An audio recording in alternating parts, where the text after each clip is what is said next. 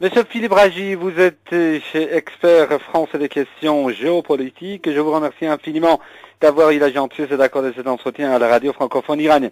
Monsieur Ragy, la France s'est lancée actuellement dans deux batailles, en Libye et en Côte d'Ivoire. Quelle en sera en fait la conséquence pour Paris? Avant de parler des conséquences, je pense qu'il faudrait essayer de parler des motifs qui sont derrière tout cela et qui qui donneront en tout cas des éléments pour les conséquences. Les motifs sont, à mon sens, en tout cas plus fortement pour la Libye, me semblent davantage des motifs d'ordre de politique intérieure. Il se trouve que le président Nicolas Sarkozy est en très mauvaise passe électoralement parlant, et puis en même temps dans les sondages personnellement. Et donc il se trouve qu'il fallait un certain nombre d'actions montrant une fermeté, ou en tout cas une fermeté de façade vis-à-vis des Français, pour redorer son blason donc à l'intérieur du pays. Quant aux conséquences, malheureusement pour la Libye, on est dans l'incertitude la plus totale, c'est-à-dire qu'il y a plusieurs scénarios qui se présentent à nous quand on essaye de voir un petit peu l'univers des possibles.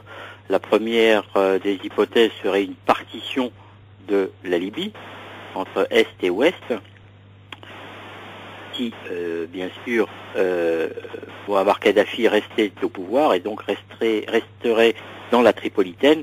Quant aux insurgés, donc ils occuperaient la partie orientale de la Libye. Autre hypothèse pour la Libye, si jamais Mouammar Kadhafi quittait le pouvoir, là je pense qu'on s'engagerait plutôt vers une guerre civile pour plusieurs raisons. La première des raisons, c'est que la Libye n'est pas un État-nation, comme ça peut être le cas pour l'Égypte ou le Maroc ou d'autres pays de la région.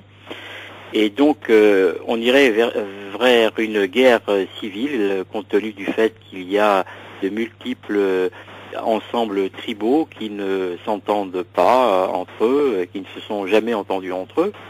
Et le fait de détruire le gouvernement en place, même l'État en place, on peut même évoquer une situation à l'irakienne.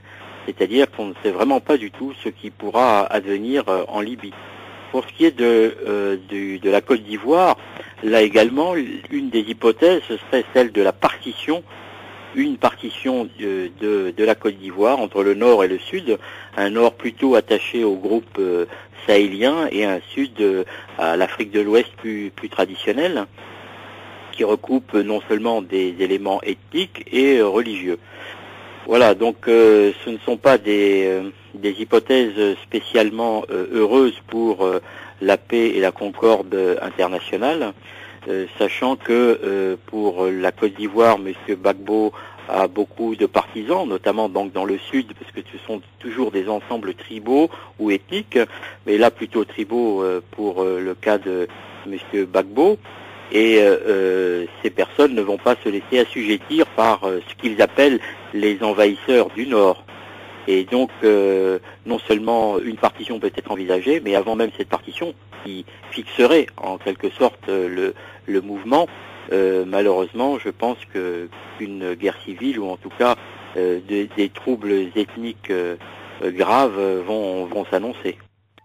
Monsieur Ragy, en fait, la France s'est entraînée dans ces deux batailles en Libye et en Côte d'Ivoire, alors que à un moment où le gouvernement français a été critiqué par l'opinion publique pour son engagement militaire en Afghanistan.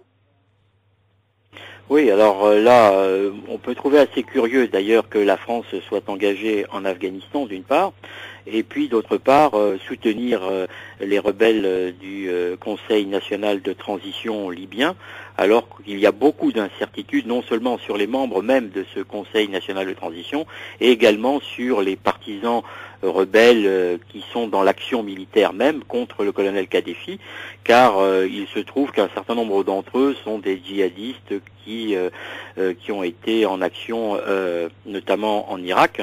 Un grand nombre d'entre eux, et la plupart d'ailleurs, sont issus des provinces de l'Est de la Libye et ils sont en tout cas à l'œuvre dans l'action. Je ne dis pas que ce sont les seuls, mais en tout cas ils ont pris part à l'action.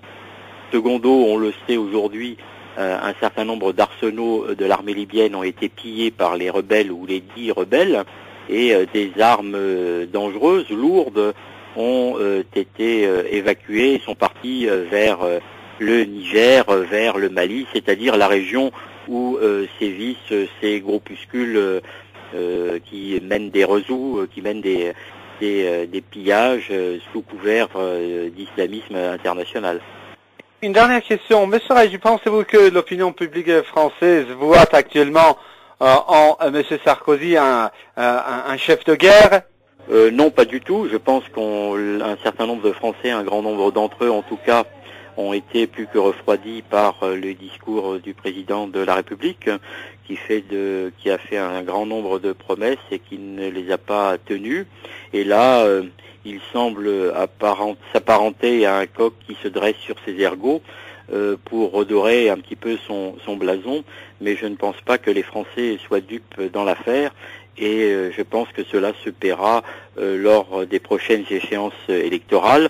Les dernières en œuvre, à savoir, ce n'était qu'une petite répétition puisque tous les Français n'étaient pas concernés. Les dernières élections cantonales françaises ont marqué un net recul de l'UMP, c'est-à-dire du parti au pouvoir, une stagnation des socialistes et une poussée du Front National. Donc ça montre bien un problème et de l'usure, un problème d'usure du pouvoir en place, celui de Nicolas Sarkozy.